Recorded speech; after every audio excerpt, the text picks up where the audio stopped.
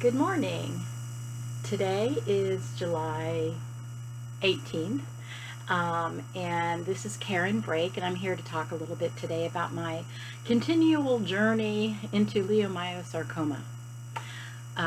This past week, we saw a sarcoma specialist in Jacksonville at the Mayo Clinic, Dr. Atchia. Hold on. He was super nice, super compassionate, and just very informative.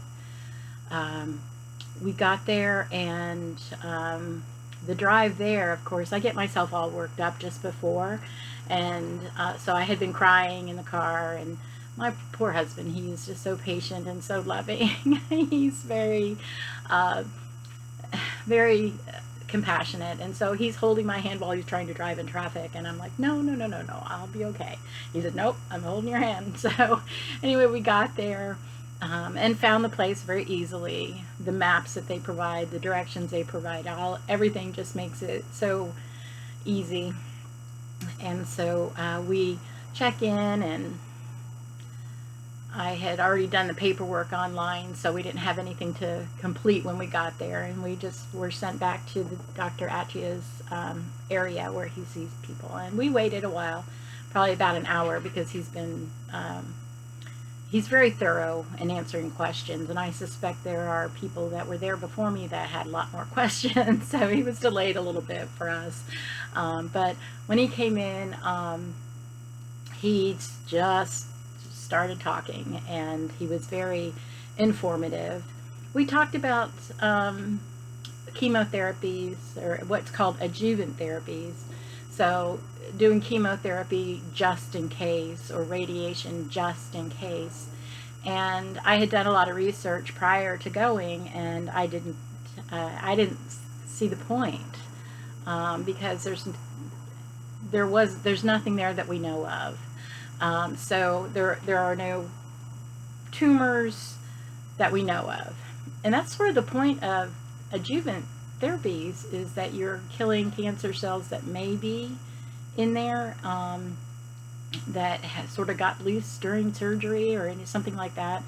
But the truth is, without something to irradiate, what will you irradiate? And so he was very informative about all that, and we have opted for no chemotherapies, and he didn't recommend any. And we opted for no radiation. He definitely didn't recommend that. And so what's happening next is there is an MRI scheduled for July 31st, which is a Saturday. And so we'll go up. It's at 7:15 in the morning. That means we have to leave here.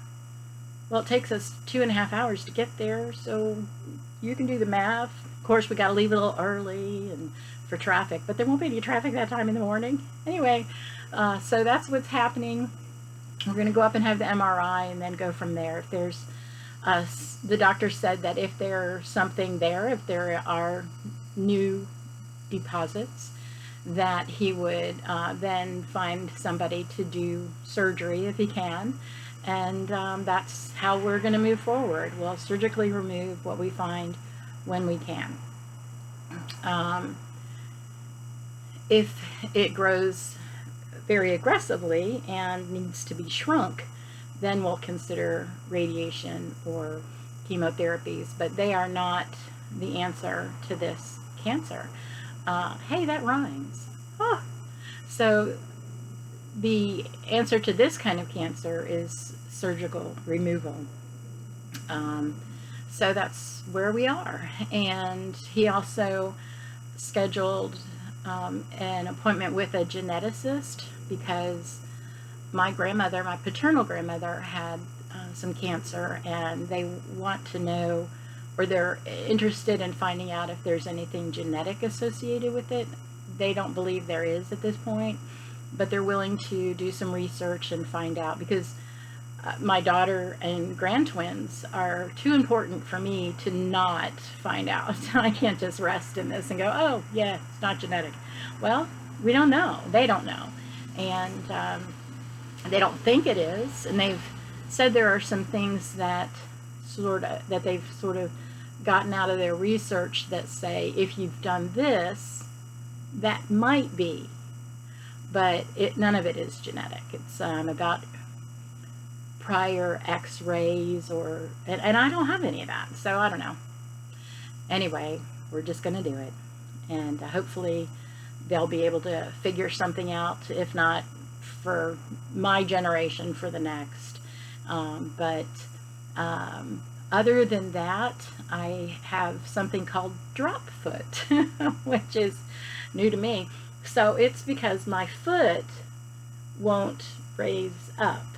You know, I can flex it down, but I can't raise it up. So something happened, maybe to a nerve or a group of nerves during the surgery. And so we're going to, they're scheduling me for an ENG, which is a neurological scan of some sort. And they're going to try to figure out what happened. It's really the least of my worries, but it may be that because of this, I can't get back on the tennis court anytime soon. But I will be able to golf soon, I hope. Anyway, tennis, we'll see. I just don't think you can run with a floppy foot. But the ENG, they're supposed to be able to see the nerves or something, so we'll go with that and see what happens next. Drop foot. I'd never heard of it. I don't know what you do with a drop foot, other than I've researched it on the internet, and I see there's several physical therapies that you can do to sort of help your foot to kind of regain some control over it. So here's hoping for that. Other than that, not too much. It's been a heck of a week.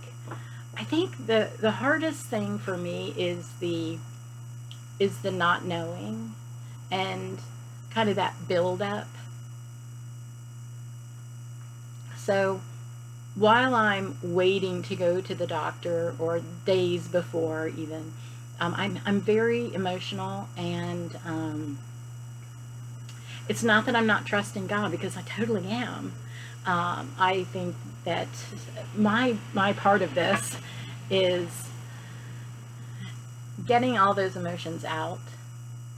And when I'm in the meetings with the doctor, or getting the scans, I gotta have my business face on. And that's what I feel like I'm doing. I'm getting rid of the emotions, gotta have them, it's gonna happen, and then just be very stoic in my meetings, ask all my questions, and make sure I write down answers. So the part of it that leads up to that is very emotional for me. And I'm crying at the drop of a hat. I mean, it's just too much. So I gotta calm it down. But I've always been a crier. My family can attest to that. I cry when I'm happy. I cry when I'm sad.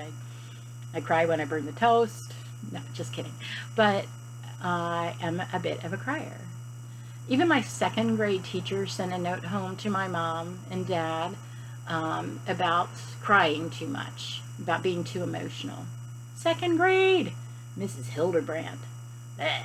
Anyway, so that's my story, and I'm sticking to it.